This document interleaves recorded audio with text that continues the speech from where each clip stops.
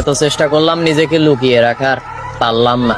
তোদের মতো গন্ধ শাহবাগীদের জন্য ফিরে আসতেই হলো। তা আমি যতটুক জানছি ওনারা দুইজন নাকি সিগারেট খাইতেছিল। WhatsApp cousin this is Sajim, দুইটা নারীবাদী নেত্রী জনগণের সামনে সিগারেট খাইতেছিল, পাবলিক প্লেসে সিগারেট খাইতেছিল। একজন মুরব্বী এসে তাদেরকে মানা করে, বাধা দেয়। সেই দুইজন নারীবাদী সেই মুরব্বীকে চা সহ কাপ ছুড়ে মারে।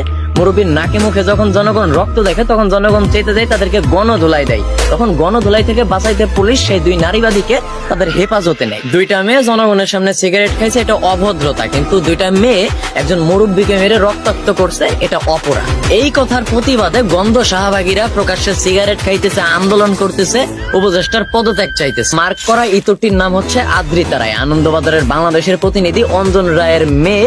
আসলে এই আন্দোলনের শক্তিগুলা কোথা থেকে আসে এটা একবার আপনারা চিন্তা করেন। মাত্র 10 থেকে 15 জনের আন্দোলন, এই আন্দোলনে দেশের শীর্ষস্থানীয় মিডিয়াগুলা নিউজ কভার করতেছে।